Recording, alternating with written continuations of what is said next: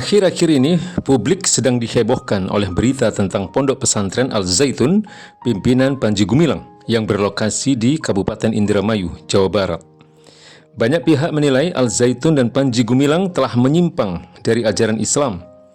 Berita heboh dimulai saat beredar video pelaksanaan sholat Idul Fitri di Al-Zaitun yang memperlihatkan adanya sosok wanita di shaf paling depan yang sejajar dengan shaf laki-laki.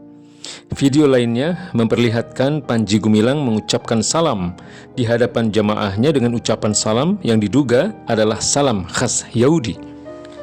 Ada pula cuplikan video ceramah Panji Gumilang yang mengklaim bahwa Al-Quran bukanlah firman Allah Subhanahu wa Ta'ala, tetapi ucapan Nabi Muhammad SAW yang berasal dari wahyu Allah Subhanahu wa Ta'ala. Klaim ini terkonfirmasi juga saat wawancara eksklusif Panji Gumilang dengan SCTV baru-baru ini. Selain itu, dari berita yang beredar, Al-Zaitun dan Panji Gumilang disinyalir terafiliasi dengan NII Komandemen Wilayah 9 yang juga dianggap gerakan yang menyimpang. Di Indonesia, aliran sesat memang cukup banyak bermunculan. Sebagian ada yang hilang, namun kemudian muncul lagi dengan nama baru. Berdasarkan catatan MUI, pada tahun 2016 saja sudah ada lebih dari 300 aliran sesat di Indonesia. cnnindonesia.com tanggal 2 Januari 2016. Di antaranya yang sudah resmi difatwakan sesat oleh MUI adalah Ahmadiyah yang mentasbihkan pendirinya, yaitu Mirza Ghulam Ahmad sebagai nabi. Kemudian Lia Eden atau Salamullah yang didirikan oleh Lia Aminuddin yang mengaku pernah bertemu dengan malaikat Jibril. Kemudian ada Al-Qiyadah Al-Islamiyah pimpinan Ahmad Mossadegh yang mengaku sebagai nabi. Kemudian Gerakan Fajar Nusantara atau Gafatar yang dianggap meneruskan ajaran Al-Qiyadah Al-Islamiyah. Kemudian Kerajaan Ubur-Ubur di Serang, Banten, Puang Larang atau Tarekat Tajul Kholwatiyah Syekh Yusuf Gowa. Adapun Al-Zaitun, meski sudah berdiri lebih dari 20 tahun, belum secara resmi dinyatakan sesat oleh MUI. Pernyataannya, apa kriteria sebuah aliran dianggap sesat? Pada tahun 2007, MUI Pusat mengeluarkan rekomendasi atau fatwa tentang 10 kriteria sebuah aliran dianggap sesat atau menyimpang. Ke-10 kriteria tersebut adalah 1. Mengingkari salah satu dari rukun iman yang 6. 2. Meyakini dan atau mengikuti akidah yang tidak sesuai dengan Al-Quran dan As-Sunnah. 3. Meyakini turunnya wahyu setelah Al-Quran. 4. Mengingkari otentisitas dan atau kebenaran isi Al-Quran. 5. Melakukan penafsiran Al-Quran yang tidak berdasarkan kaidah-kaidah tafsir. 6. Mengingkari kedudukan hadis Nabi Shallallahu Alaihi Wasallam sebagai sumber ajaran Islam. 7. Menghina, melecehkan dan atau merendahkan para nabi dan rasul. 8. Mengingkari Nabi Muhammad Shallallahu Alaihi Wasallam sebagai nabi dan rasul terakhir. 9. Mengubah, menambah dan atau mengurangi pokok-pokok ibadah yang telah ditetapkan oleh syariah seperti haji tidak ke Baitullah, sholat wajib tidak 5 waktu. 10. Mengkafirkan sesama muslim tanpa dalil syar'i seperti mengkafirkan muslim hanya karena bukan kelompoknya. Salah satu peran negara yang paling utama dalam pandangan Islam adalah menjaga dan melindungi akidah atau keyakinan umat Islam.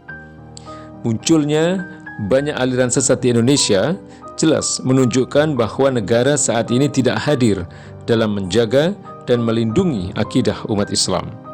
Padahal aliran-aliran sesat itu telah memakan banyak korban dari kalangan umat Islam. Mereka banyak yang akhirnya tersesat atau menyimpang dari akidah Islam yang lurus, bahkan murtad dari Islam. Mengapa negara terkesan tidak hadir untuk menjaga dan melindungi akidah umat Islam? Tidak lain karena negara saat ini menganut dan menerapkan akidah sekulerisme. Sekulerisme hakikatnya adalah akidah sesat. Karena sekulerisme adalah akidah yang meyakini agama harus dipisahkan dari urusan negara. Dalam negara sekuler, negara tidak boleh campur tangan dalam urusan keyakinan warga negaranya. Andai ada warga negara yang gonta-ganti agama atau keyakinan, negara tidak peduli. Negara pun tidak akan peduli andai banyak muslim yang murtad dari Islam, termasuk menganut aliran sesat. Padahal dulu Rasulullah SAW sebagai kepala negara sangat tegas terhadap aliran yang menyimpang.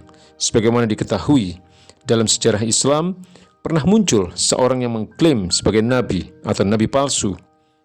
Dia adalah Musailamah Al-Kadzab, Musailamah sang pendusta. Nama aslinya Musailamah bin Habib dari Bani Hanifah. Berbagai cara dilakukan Musailamah untuk mengukuhkan posisinya. Salah satunya adalah mengirimkan surat kepada Nabi Muhammad SAW. Dalam surat itu, Musailamah meyakinkan bahwa dirinya adalah seorang nabi dan rasul Allah juga, sama seperti Nabi Muhammad SAW. Kemudian Nabi Muhammad SAW pun mengirimkan surat balasan untuk Musailamah. Sebagaimana dikutip dalam Sirah Ibnu Ishaq, berikut adalah surat balasan Nabi Muhammad SAW dari Muhammad Rasulullah kepada Musailamah sang pendusta. Keselamatan itu dilimpahkan kepada orang yang mengikuti petunjuk. Quran Surat Toha ayat 47. Sungguh bumi ini adalah milik Allah. Allah mewariskan bumi ini kepada siapa saja yang Dia kehendaki di antara hamba-hambanya. Kesudahan yang baik adalah bagi orang-orang yang bertakwa. Ibnu Hisham, Sirah Ibnu Hisham, jilid 2, halaman 601. Peristiwa itu diperkirakan terjadi pada akhir tahun ke-10 Hijriah. Namun demikian, balasan surat Nabi Muhammad SAW itu sedikit pun tidak mengubah keyakinan dan semangat Musailamah untuk menyebarkan ajaran sesatnya. Bahkan dakwah Musailamah semakin aktif setelah baginda Nabi Muhammad SAW wafat. Akibatnya propaganda yang disebarluaskan oleh Musailamah itu mempengaruhi stabilitas pemerintahan Islam pasca Rasulullah SAW, yakni pemerintahan Islam di bawah Khalifah Abu Bakar As-Siddiq radhiyallahu an. Karena itu, di bawah komando Khalifah Abu Bakar radhiyallahu an, pasukan kaum muslim kemudian menumpas Musailamah dan pengikutnya dalam perang Yamamah pada tahun ke-12 Hijriah. Sebetulnya selain Musailamah, di era pemerintahan Islam, khususnya pada masa-masa Khulafaur Rasyidin dan era setelahnya, masih banyak orang yang menyebarkan aliran sesat atau menyimpang. Rata-rata mereka mengklaim sebagai nabi. Mereka sebelumnya adalah muslim, lalu menyimpang dari ajaran Islam. Disebutkan dalam Nihayatul Alam, karya Muhammad Al-Arifi, bahwa selain Musailamah, ada beberapa nabi palsu yang hidup pada zaman Rasulullah SAW dan para khalifah sepeninggal beliau. Semuanya diperangi oleh negara. Tentu setelah sebelumnya mereka diminta untuk bertaubat dan kembali ke dalam pangkuan Islam. Tetapi mereka menolak. Sekularisme adalah akidah yang memisahkan agama dari kehidupan yang dianut dan diterapkan di negeri ini sesungguhnya adalah pangkal kesesatan. Dari akidah ini lahirlah sistem demokrasi yang menjamin kebebasan atau liberalisme. Di antaranya adalah kebebasan beragama. Ini tidak ada masalah, sebab dalam Islam pun setiap orang bebas memeluk agama. Setiap orang tidak boleh dipaksa untuk memeluk agama Islam. Allah Subhanahu wa Ta'ala berfirman, La ikraha fid din. Tidak ada paksaan dalam memasuki agama Islam. Quran Surat Al-Baqarah ayat 256. Masalahnya, dalam demokrasi, kebebasan beragama tidak hanya dipahami sebagai kebebasan untuk memeluk agama tertentu, namun faktanya demokrasi juga menjamin kebebasan orang untuk gonta-ganti agama, termasuk murtad dari agama Islam. Ini jelas bertentangan dengan ajaran Islam itu sendiri. Baginda Nabi besar Muhammad SAW bersabda, Man baddala dinahu faqtuluhu. Siapa saja yang mengganti agamanya, artinya murtad dari Islam, maka bunuhlah. Hadis riwayat Al-Bukhari. Demokrasi juga menjamin kebebasan bagi siapapun untuk menyelewengkan ajaran agamanya.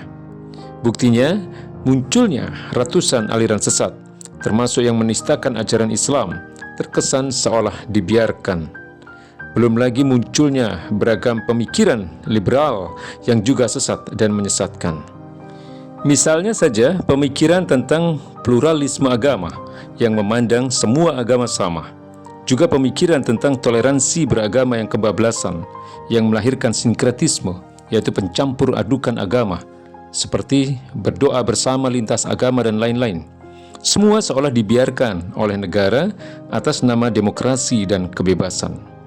Di sisi lain, sikap untuk berpegang teguh pada akidah Islam yang lurus, termasuk kepada identitas Islam, keinginan untuk hidup diatur oleh syariah Islam secara kafah, termasuk mengkaji dan mengajarkan ajaran Islam tentang khilafah, acap kali dicap sebagai radikal atau dikaitkan dengan radikalisme, bahkan dengan terorisme. Alhasil, sekulerisme yang melahirkan kebebasan atau liberalisme justru merupakan pangkal kesesatan. Di antara dampak buruk sekulerisme yang diterapkan di negeri ini adalah menjadikan banyak kaum muslim tidak lagi berpegang teguh kepada agamanya. Mereka tidak lagi berpegang teguh kepada Al-Quran dan As-Sunnah. Akibatnya banyak kaum muslim mudah tersesatkan dari agamanya. Padahal Rasulullah SAW telah menegaskan saat berkhutbah pada Haji Wada, "Ya ayyuhan nas, inni qad taraktu fikum ma in i'tadamtum bihi falan tadillu abadan, kitab Allah wa sunnata rasulih." Wahai manusia, sungguh telah aku tinggalkan di tengah-tengah kalian suatu perkara yang jika kalian pegang teguh, niscaya kalian tidak akan tersesat selama-lamanya. Kitab Allah, yaitu Al-Quranul Karim dan sunnah-sunnah nabinya. Hadis riwayat Al-Hakim dan Al-Baihaqi. Berpegang teguh kepada Al-Quran bermakna menjadikan Al-Quran dan As-Sunnah sebagai pedoman hidup. Sikap ini meniscayakan antara lain, pertama, menjadikan Al-Quran dan As-Sunnah sebagai rujukan. Kedua, menjadikan Al-Quran dan As-Sunnah sebagai standar halal haram, benar salah dan baik buruk. Artinya, yang wajib dijadikan tolok ukur adalah apa saja yang diputuskan dan dinyatakan oleh Al-Quran dan As-Sunnah. Ketiga, mengamalkan seluruh kandungan Al-Quran dan As-Sunnah dalam seluruh aspek kehidupan. Wallahu a'lam bishawab.